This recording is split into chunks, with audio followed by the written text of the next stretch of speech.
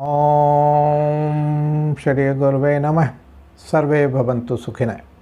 मित्रों, आप सबका अभिनंदन है।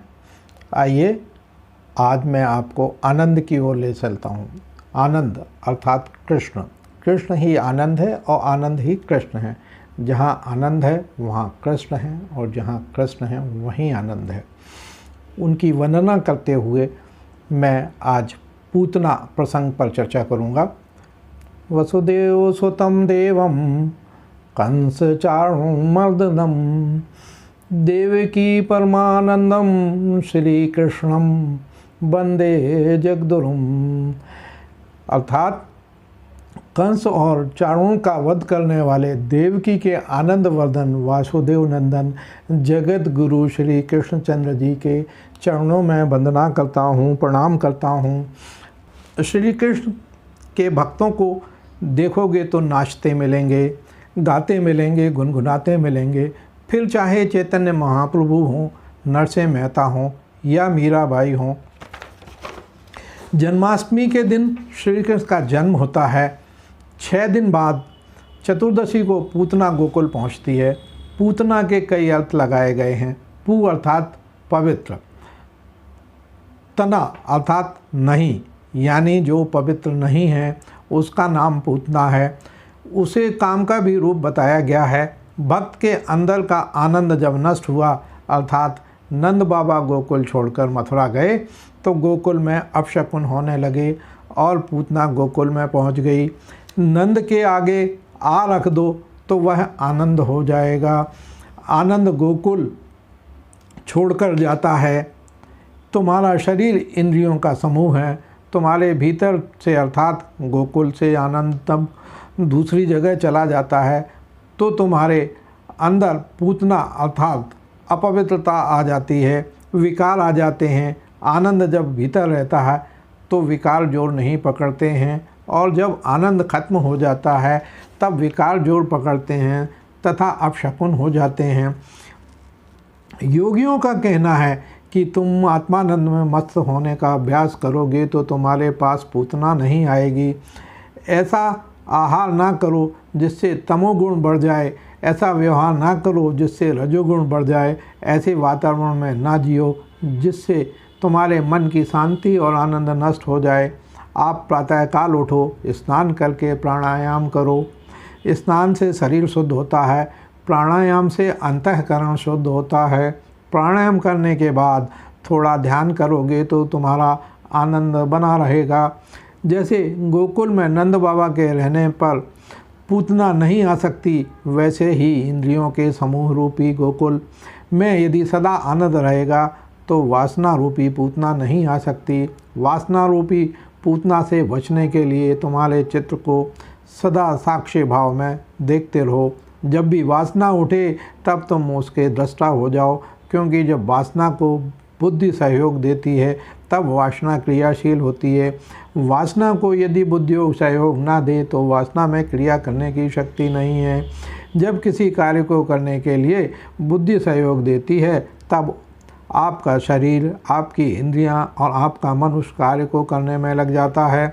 जब आपका कोई संकल्प होता है तब तुरंत ही विकल्प भी उठता है। आपका अच्छा संकल्प बुरे संकल्प को काटता है तो आप सफल हो जाते हैं। बुरी वासना को अच्छी वासना द्वारा काट डालना चाहिए। जब बुरी वासना को अच्छी वासना काट नहीं पाती तब मनुष्य रूपी शिशु उस बुरी वासना पूतना के हाथों मारा जाता है। लेकिन यदि हम अपनी बुद्धि के, मन के तथा कर्म के दृष्ट बन जाएं तो पूतना रूपी वासना के फंदे से अवश्य बच सकते हैं। पूतना शिशुओं को मार डालती थी, अर्थात जो समझ में, ज्ञान में, संयम में शिशु हैं, बालक हैं, उन्हें पूतना मार देती है। लेकिन जो श्री कृष्ण जैसे कुशाग्र बुद्धि, उन्हें पूतना मार नहीं पाती, अपितु स्वयं उनके हाथों मर जाती है। पूतना जब गोकुल आती है तो एक बड़े घराने की स्त्री का रूप लेकर आती है। उस समय श्री कृष्ण झूले में झूल रहे थे। पूतना यशोदा से पूछती है, मैं तुम्हारे बेटे को जला ले लूँ? यशोदा कहती है, ले लो। जब पूतना लेने जाती है तो श्री कृष्ण मुख घुमा देते हैं, करवट बदल देते हैं। यदि वह बाएं जाती है तो श्री कृष्ण दाएं हो जाते हैं, दाएं जाती है तो बाएं हो जाते हैं। इस प्रकार श्री कृष्ण ने 6 बार करवट बदली। अलग अलग भक्ति के आचार्य करवट बदलने के अलग अलग अर्थ लगाते हैं। कोई कहता है श्री कृष्ण ने करवट यह सोचकर बदली होगी कि अरे मैं तो गोकुल में आया था मक्खन मिश्री खाने और भक्तों को आनंदित करने के लिए, उन्हें तो अभी मैंने पूरा आनंद दिया नहीं, उनके साथ अभी खेला ही नहीं, इसके पहले ही इस राक्षसी के साथ खेलना पड़ता है। अभी तो मैं नन्हा मुन्ना हूँ और इस मौसी के साथ अभी अभी मुलाकात में आया तो मैं था मक्खन मिश्री खाने, यह वासना रूपी पूतना जहर ले आई। वासना भी तो जहर के समान होती है, इसलिए श्री कृष्ण ने करवट बदल ली। कुछ लोग कहते हैं श्री कृष्ण ने करवट यह सोचकर ली थी जो मुक्ति यशोदा को, नंद बाबा को, देवकी को, वासुदेव को दूंगा वही मुक्ति इसे भी देनी पड़ेगी, क्योंकि इसका स्पर्श कर लिया है। मक्खन मिश्री खिलाने वाले को भी मुक्ति और जहर पिलाने वाले को भी मुक्ति। देखो मेरी क्या माया है। अपनी माया को निहाल कर श्री कृष्ण करवट बदल लेते हैं। कुछ लोगों की ऐसी धारणा है श्री कृष्ण ने यह सोचकर करवट बदली कि यह सारा संसार मिथ्या है, करवटें ले रहा है। अब मैं इस मिथ्या जगत में मिथ्या आकृति लेकर आया हूँ तथा यह मिथ्या पूतना मेरी ओर आई है, इसलिए इसमें एक मिथ्या घुमाव है।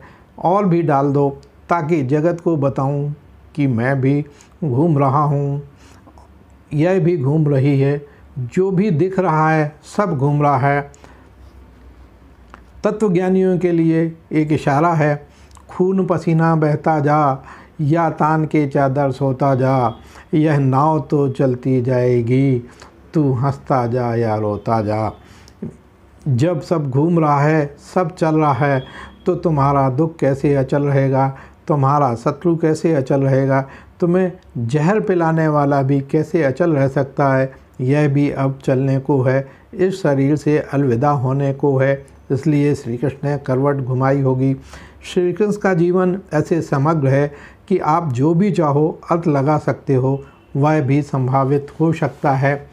6 बार करवट बदलने के बाद आखिर श्री कृष्ण पूतना की गोद में गए और उसने अपना दूध पिलाना चालू किया।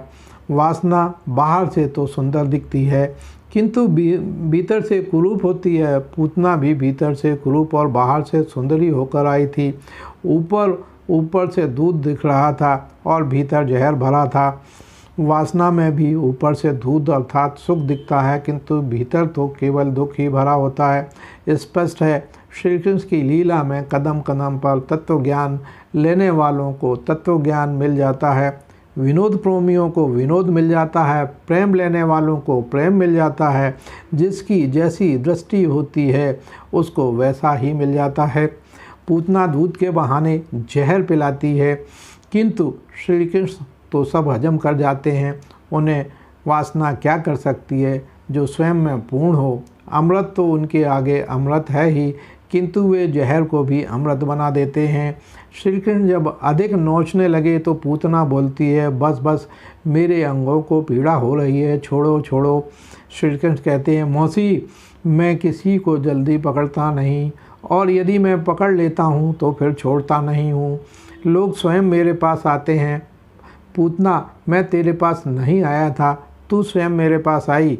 ज्ञानी पुरुषों के पास जब तुम जाते हो तो अपनी मर्जी से जाते हो लेकिन लौटोगे उनकी मर्जी से। पूतना बोली, छोड़ छोड़। श्री कृष्ण बोलते हैं, हम जल्दी पकड़ते नहीं और पकड़ते हैं तो जल्दी छोड़ते नहीं।